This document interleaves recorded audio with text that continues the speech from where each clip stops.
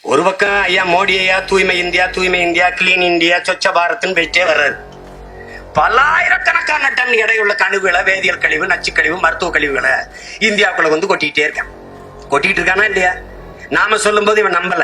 இந்த சிங்கம் படம் வரும்போது கூட, தம்பி சூர்யா நடிச்சு ஹரி எடுத்த படம் வரும்போது கூட ஏதோ கற்பனையில எடுத்துட்டாருன்னு நினைச்சிட்டு இருந்தீங்க. ஒரு வாரத்துக்கு முன்னாடி உச்ச நீதிமன்றம் கேக்குது, பல்லாயிரக்கணக்கான டன் கழிவுகளை கொண்டாந்து இந்த நாட்டுக்குள்ள கொட்டான், உனக்கு தெரியுமா தெரியாத? இவர்கள் அனுமதி கொடுக்காம அவன் வந்து கொட்டான். இந்த கழிவுகளின் பின் விளைவுகள் என்ன? அப்ப உலகத்தின் குப்பை தொட்டியாக இந்தியா, இந்தியாவின் குப்பை தொட்டியாக தமிழ்நாடு, தமிழ்நாட்டின் குப்பை தொட்டியாக கடலூர் மாறி இருக்குது. இத என் தமிழ் சொந்தங்களும் தம்பி தம்பிகளும் புரிந்து கொள்ளும். இன்னைக்கு வரைக்கும் கேரளாவில் இருக்கிற உணவு கழிவு, மருத்துவ கழிவு, ஆடு மாடு வெற்ற அந்த கழிவுகளை கொண்டாந்து நம்ம பொள்ளாச்சியில கொட்டுறாங்களா இல்லையா? இங்க ஆட்சியாளர்களுக்கு தெரியுமா தெரியாது? அப்படி கொட்டப்பட்ட கழிவுதான் இந்த கடல்ல எண்ணூர்ல கொட்டி கிடக்கிற எண்ணெய். நான் கேட்டேன், நானே என் தம்பி சிவகுமார் எல்லாம் போனோம். என்ன எப்படிங்க எண்ணெய் கொட்டிச்சு? கப்பலும் மோதிச்சு. நம்ம ஊர்ல பாட்டி கதை சொல்லும்ல, ஒரு பேய்க்கும் சண்டை. கப்பலும் மோதிருச்சு. சரி, யாரு பார்த்தது தெரியல, சொன்னாங்க, கேட்டோம். என்ன இப்ப நான் என்ன கேக்குறது, பத்திரிகையாளர்கள்ட்ட என்ன கேட்டாங்க, இந்த கப்பலும் மோதிருச்சான். யார் சொன்னது? சொன்னாங்க, கேட்டோம். இதான் இங்க இருக்குது. கப்பலும் மோதிச்சுன்னா அது கப்பல்ல தீ பிடிக்கலையா? எப்படி மோதிச்சு? மோதி என்ன கொட்டும் போது யாரு பார்த்தது? ஏது திட்டமிட்டு கொட்டப்பட்ட ஒரு கழிவா இருக்கக்கூடாது. முதல்ல நீங்க ஒன்னு அடிப்படையை புரிஞ்சுக்கணும். இந்த உலகம் மொத்தத்தையும் ஆளுகிறவன் இலுமினாட்டிங்கிற அந்த 13 குடும்பம், அவன் தான் சீக்ரெட் சொசைட்டின்னு இருக்கான். இந்த இலுமினாட்டிகளினுடைய வேட்டை காடாக இந்த உலகம், இந்திய நிலப்பரப்பு மட்டுமல்ல. நீ உனக்கு சந்தேகம் இருந்தா நான் திரும்ப சொல்றேன், பொருளாதார அடியாளின் வாக்குமூலம் என்று ஜான் பெர்கின் எழுதின அந்த புத்தகத்தை ஒவ்வொரு தமிழ் பிள்ளையும் வாங்கி படிக்கணும். குறிப்பா என் தம்பி தங்கையில் வாங்கி படிக்கணும். நீ படிச்சு பாரு, உன்னை தூங்க விட்டானா உனக்கு தூக்கம் வராது. இதெல்லாம் ஏன் நடக்குதுன்னு உனக்கு.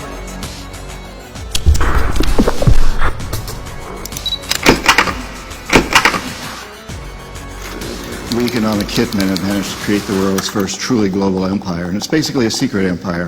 We do it many ways, but principally we identify a country that has resources our corporations covet, like oil, arrange a huge loan to that country from the World Bank or one of its sisters.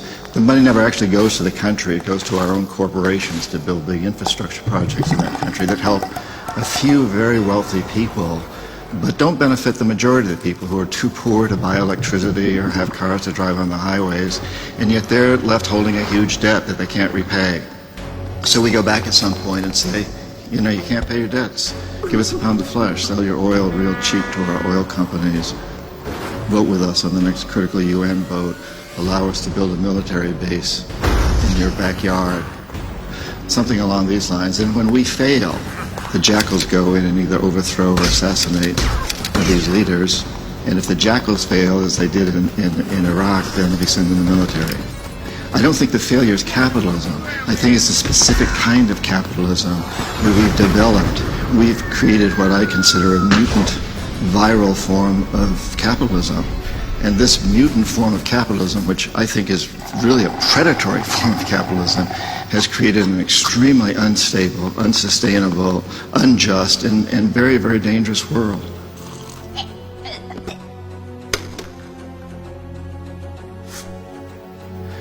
I've met a lot of terrorists. I've interviewed them for books. I've never met one who wanted to be a terrorist. They're desperate people. If we want to get rid of terrorism, we must get rid of the root causes, that cancer that is destroying our whole system. Because I think it's really important that we understand today, we cannot have homeland security unless we understand that the whole planet is our homeland.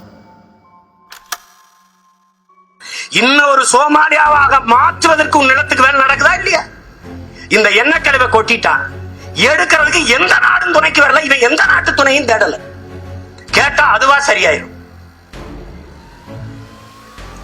உழவர்கள்லாம், வேளாண்குடி மக்கள்லாம் தற்கொலை பண்ணி சாகுறாங்க ஐயா, அதை தடுக்கிறதுக்கு ஏதாவது ஒரு முயற்சி பண்ணக்கூடாதான்? இல்ல அதுவா சரியாயிரும்.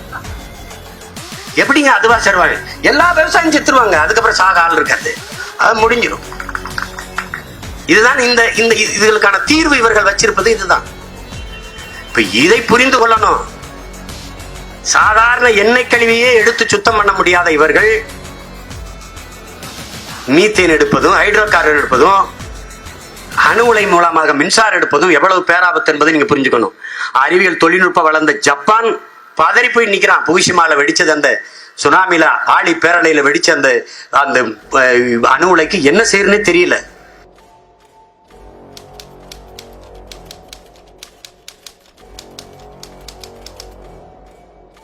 Fukushima nuclear disaster has contaminated the world's largest ocean in only 5 years, and it's still leaking 300 tons of radioactive waste every day.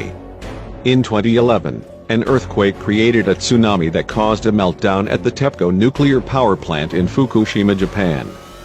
3 nuclear reactors melted down and released radiation. Over the next 3 months, radioactive chemicals leaked into the Pacific Ocean. However, the numbers may actually be much higher, as Japanese official estimates have been proven by several scientists to be flawed in recent years. Fukushima continues to leak an astounding 300 tons of radioactive waste into the Pacific Ocean every day. It will continue to do so indefinitely, as the source of the leak cannot be sealed, as it is inaccessible to both humans and robots due to extremely high temperatures. It should come as no surprise that Fukushima has contaminated the entire Pacific Ocean in just 5 years. This could easily be the worst environmental disaster in human history, and it is almost never talked about by politicians, establishment scientists, or the news. Even if we can't see the radiation itself, some parts of North America's western coast have been feeling the effects for years. Not long after Fukushima, fish in Canada began bleeding from their gills, mouths, and eyeballs. This disease has been ignored by the government and has decimated native fish populations, including the North Pacific herring. In Western Canada, independent scientists have measured a 300% increase in the level of radiation. According to them, the amount of radiation in the Pacific Ocean is increasing every year. Further south in Oregon, starfish began losing legs and then disintegrating entirely when Fukushima radiation arrived there in 2013. Now, they are dying in record amounts, putting the entire oceanic ecosystem in that area at risk. However, government officials say Fukushima is not to blame, even though radiation in Oregon tuna tripled after Fukushima. In 2014, radiation on California beaches increased by 500%. In response, government officials said that the radiation was coming from a mysterious unknown source and was nothing to worry about. However, Fukushima is having a bigger impact than just the west coast of North America. Scientists are now saying that the Pacific Ocean is already radioactive and is currently at least 5 to 10 times more radioactive than when the US government dropped numerous nuclear bombs in the Pacific during and after World War II.